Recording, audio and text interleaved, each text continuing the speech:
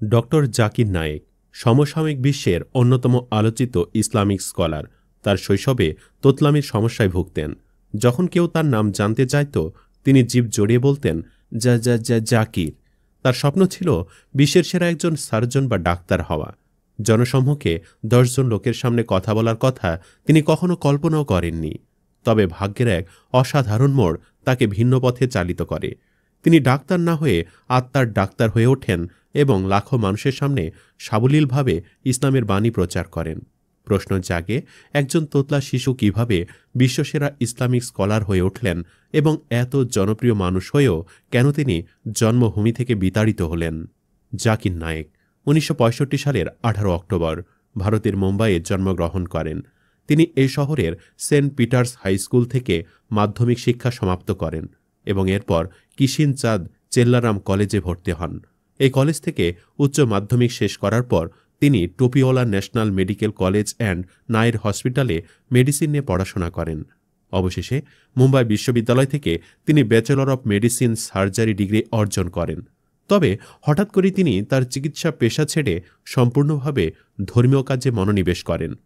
১৯৯১ সাল থেকে ডক্টর জাকির নায়েক একজন দায়ী বা ইসলাম ধর্ম প্রচারক হিসেবে তার কার্যক্রম শুরু করেন এবং একই বছর ইসলামিক রিসার্চ ফাউন্ডেশন বা IRA প্রতিষ্ঠা করেন। তার স্ত্রী ফারহাত নায়েকও IRF এর নারী শাখায় সক্রিয়ভাবে কাজ করেন। জাকির নায়েকের ৩ সন্তান রয়েছে, ফারিক নায়েক, রুশদা নায়েক এবং জিকরা নায়েক। জাকির নায়েক ইসলাম বিষয়ক আলোচনার যে নতুন ধারা প্রবর্তন করে ব্যাপক আলোচিত হয়েছেন, তার মূল ভিত্তি স্থাপন করেছিলেন তারই গুরু, ভারতীয় বংশোদ্ভূত দক্ষিণ আফ্রিকার নাগরিক শাহ আহমদ দিদাত। জাকির নায়েক নিজেই এক বক্তৃতায় স্বীকার করেছেন যে তিনি এই প্রখ্যাত দায়ীর দ্বারা গভীরভাবে অনুপ্রাণিত হয়েছিলেন। ১৯৮৭ সালে তিনি আহমদ দিদাদের সঙ্গে সাক্ষাৎ করেন, যা তার জীবনের এক গুরুত্বপূর্ণ অধ্যায়। আহমদ দিদাদের পর ডাক্তার জাকির নায়েক দ্বিতীয় ব্যক্তিত্ব হিসাবে পরিচিত, যিনি ইসলাম ও মহানবী সাল্লাল্লাহু আলাইহি সাল্লামের বিরুদ্ধে ইহুদি, খ্রিস্টান ও হিন্দু বুদ্ধিজীবীদের উত্থাপিত বিভিন্ন অভিযোগকে লেকচারের মাধ্যমে খণ্ডন করে ইসলামের সর্বজনীন আদর্শ ও কালোজয়ী শিক্ষাকে পৃথিবীর বিভিন্ন ভাষাভাষীর মানুষের কাছে তুলে ধরার কৃতিত্ব দেখিয়েছেন। তার হাতে বহু অমুসলিম ইসলামের সুশীতল ছায়া এসেছেন। ডক্টর জাকির নায়েক আন্তর্জাতিক পরিমণ্ডলে বিভিন্ন ধর্ম ও বস্তুগত বিষয়ের সঙ্গে ইসলামের তুলনামূলক ব্যাখ্যার মাধ্যমে ব্যাপক জনপ্রিয়তা লাভ করেন। বাইবেল, বেদ, উপনিষদ সহ অন্যান্য ধর্মগ্রন্থের রেফারেন্স, মুখস্থবিদ্যা, বিজ্ঞান ও ইতিহাসের উদ্ধৃতি দিয়ে তার আলোচনা শ্রোতাদের গভীরভাবে আকৃষ্ট করে। বিজ্ঞানের সূত্র দিয়ে কোরআনকে যাচাই করা ডক্টর জাকির নায়েকের অন্যতম জনপ্রিয় থিম। বর্তমানে তিনি সোশ্যাল মিডিয়ায় ইসলামিক জনপ্রিয় আলোচকদের মধ্যে অন্যতম। ফেসবুকে তার ২ মিলিয়নেরও বেশি ফলোয়ার রয়েছে এবং ইসলামপন্থী দায়ীদের মধ্যে তার পেজই প্রথম ফেসবুক কর্তৃপক্ষ কর্তৃক ভেরিফাইড হয়। ইউটিউব, টুইটার, ইনস্টাগ্রাম, পিন্টারেস্ট, টাম্বলারের মতো আন্তর্জাতিক সোশ্যাল সাইটগুলোতেও তিনি ইসলামের দাওয়াত ছড়িয়ে দিচ্ছেন, যেখানে তার প্রায় ১০ কোটি ফলোয়ার রয়েছে। ২০০৯ সালের একটি জরিপে তিনি সমকালীন বিশ্বে সবচেয়ে ধর্মীয় প্রভাবশালী তৃতীয় ব্যক্তি হিসেবে বিবেচিত হন। ২০০৯, ২০১০, ২০১১ ও ২০১২ সালের ৫০০ সবচেয়ে প্রভাবশালী মুসলিম তালিকায় তাকে অন্তর্ভুক্ত করা হয়েছিল। মুসলিম বিশ্বে জনপ্রিয় হলেও ডক্টর জাকির নায়েক তার কিছু বক্তব্য ও মতের জন্য সমালোচিত হয়েছেন। ২০১৬ সালে এক বক্তৃতার কারণে নিজ দেশ ভারতে তিনি তীব্র আলোচনা সমালোচনার মুখে পড়েন। ফলস্বরূপ তার প্রতিষ্ঠিত ইসলামিক রিসার্চ ফাউন্ডেশন IRF এবং পিস টিভি বন্ধ করে দেওয়া হয়। সে বছর ১ জুলাই তিনি ভারত ত্যাগ করে মালয়েশিয়ায় যান। মালয়েশিয়ার তৎকালীন নাজিব রাজাক সরকার তাকে সে দেশে স্থায়ীভাবে বসবাসের অনুমতি দেয়। এরপর থেকে তিনি মালয়েশিয়ার পুত্রজায়া শহরে বসবাস করে আসছেন।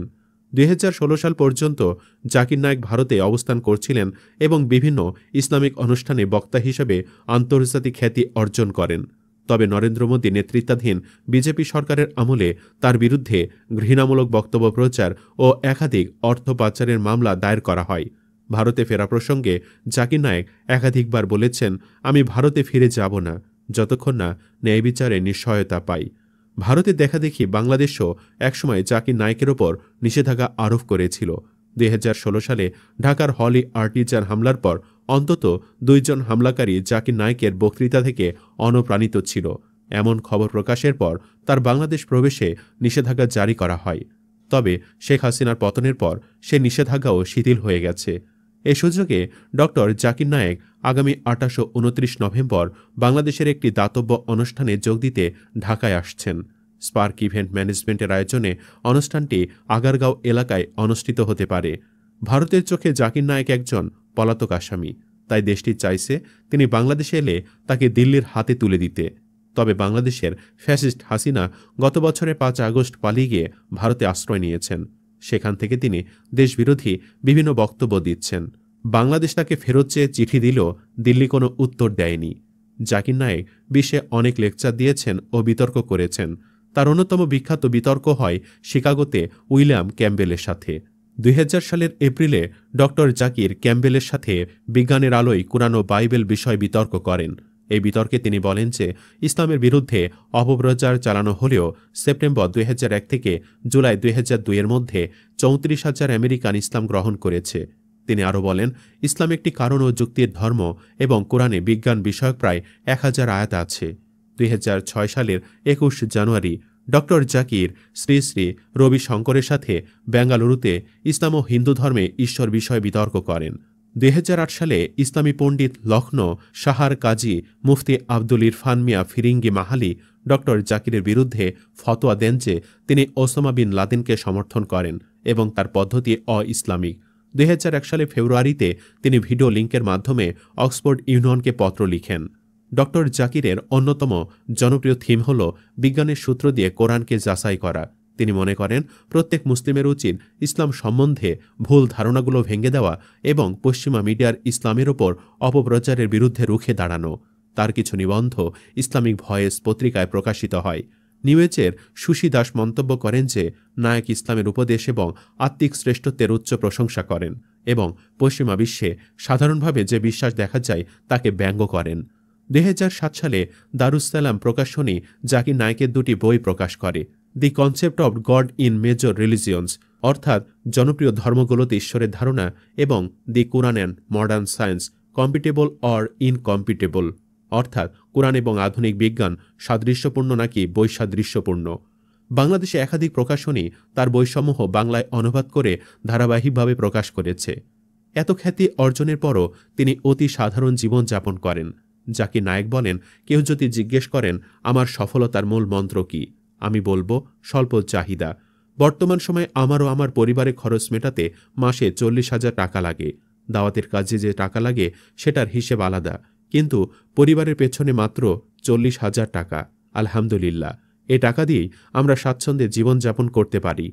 মালয়েশিয়া আসার পর আমার অনেক কিছুই বদলে যায়। আল্লাহর প্রতি আমার ঈমান বেড়ে যায়। আলহামদুলিল্লাহ। আমি আমার স্ত্রীকে বলি, আমি যে সম্পত্তি হারিয়েছি সেটার জন্য চিন্তা করো না। ধরে নাও আমরা শূন্য থেকে শুরু করব। আল্লাহ যদি আমাদেরকে কিছু ফিরিয়ে দেন সেটা হবে বোনাস। আমার এখন মাত্র ৪০,০০০ টাকা সংসার চলে।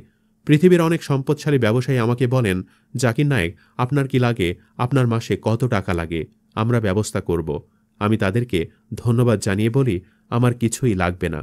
আমি যা উপার্জন করি তার বেশিরভাগই দান করি। কত উপার্জন করি সেটা বলবো না। আমি এখনও কোনো আলোচনা করলে সেটার ব্যয় আমি বহন করি।